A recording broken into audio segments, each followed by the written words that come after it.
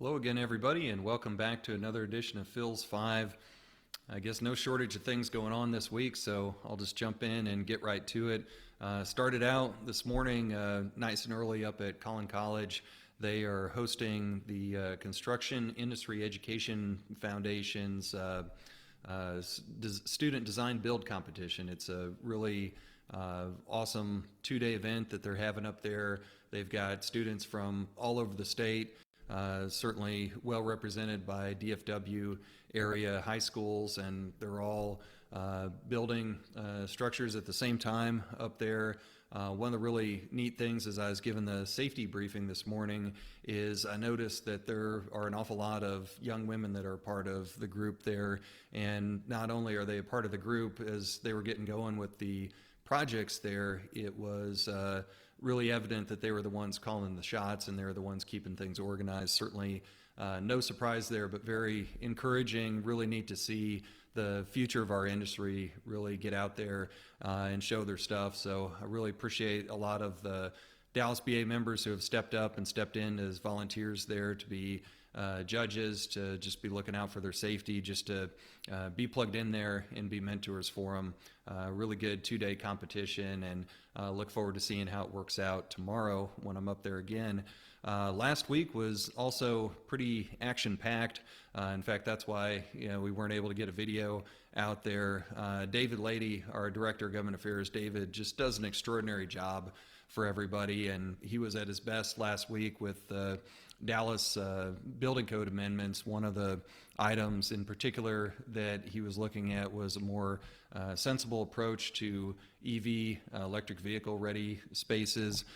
He had looked at that code provision and some of the better practices that were going on around the country. He was able to find something that saves homeowners money but still provides a pathway for an EV future whenever and however that may come in the future for housing. And then the rest of the amendments were by and large what comes through the Regional Council of Governments code amendment process that we've been involved with for several years.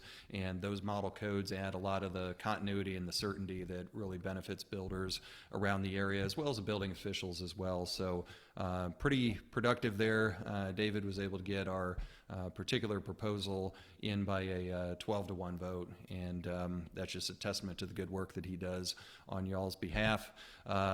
Education, we've got two classes coming up next week. Wednesday, it's a Basics of Building certification class, and Thursday at Project Site is going to focus on outdoor rain and shading solutions, which maybe it's going to rain. It should rain a lot more than it has been in April, but these are, in particular, the Thursday class, it's going to focus on high-end residential projects, and it's going to be over at Karate.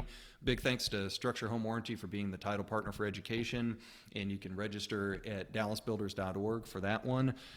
Crawfish Boil, that's one of my favorite events here. It's next week. It's going to get started. We're actually going to have the crawfish and food probably show up a little bit closer to 6, but we're going to open the doors up at 5:30 for you to come by, be in the parking lot. It's presented by James Hardy Building Products, and like I said, crawfish, music, networking, a really good time. The Hamburger Man's going to be out there courtesy of Atmos Energy, so if you don't like crawfish or just want to eat more efficiently, you're going to have some options there from the Hamburger Man. And of course, you need to register at dallasbuilders.org for that one. I expect a really good turnout as usual for the Crawfish Boil.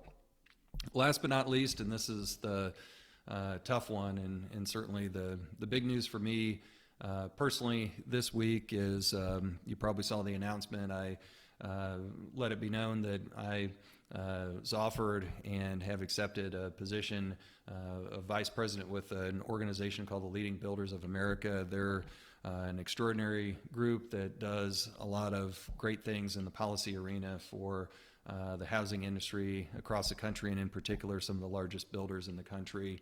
It's an honor to be able to move into that position, and I've got a lot to learn as I do that. When that transition will take place, I'll be on board with them starting July 10th, but looking at where we are now and looking back, I'll probably have a lot of reflections in future iterations of this video, but just what an honor it's been to work as a part of this association for 17 years it'll be before I finish up, and just all the people I've met, all the leaders that have inspired me, all the knowledge that I've acquired, the strength that I've been able to gather from our staff as we face some difficult times, especially over the last few years with COVID and with the building rebuild and everything else. It's a lot to unpack, and probably if I droned on and on more, I'd probably start getting emotional, and you don't want to see that on Facebook Live or